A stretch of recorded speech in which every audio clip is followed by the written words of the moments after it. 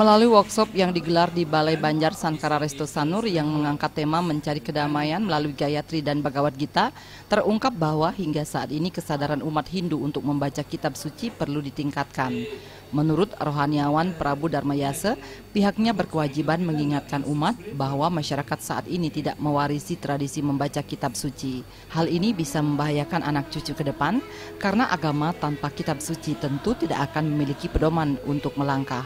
Dengan mengetahui atau mengenal kitab suci, diharapkan umat utamanya generasi muda akan memiliki pedoman dalam mengambil langkah atau melakukan apapun, serta ada cahaya yang menerangi setiap perilaku.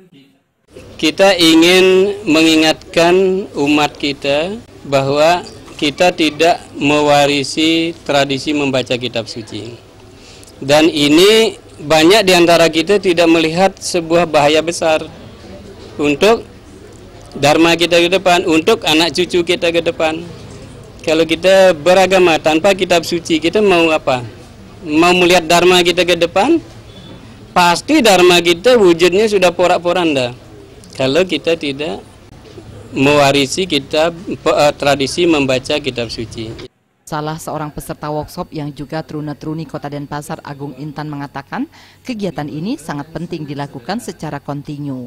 Dengan mengikuti workshop ini, dirinya dan teman-temannya menjadi tahu mengenai kitab suci Hindu, utamanya manfaat mantram Gayatri yang merupakan ibu dari mantra-mantram lainnya. Ikutin kayak gitu penting banget, soalnya selain kita ketahui apa sih manfaat dari Gayatri Mantram, itu juga ngasih jalan ke kita, apa yang harus kita lakuin, apa yang nggak harus kita lakuin. Misalnya kita sebelumnya tidak mengetahui apa itu Gayatri Mantram, kita jadi lebih mengetahui apa itu Gayatri Mantram. Dalam kegiatan workshop ini juga ditegaskan, membaca kitab suci tidak hanya dilakukan oleh rohaniawan atau orang-orang tertentu saja. Setiap orang bisa melakukannya. Untuk menghilangkan kejenuhan membaca kitab suci bisa dituangkan melalui nada-nada sehingga akan terdengar lebih indah.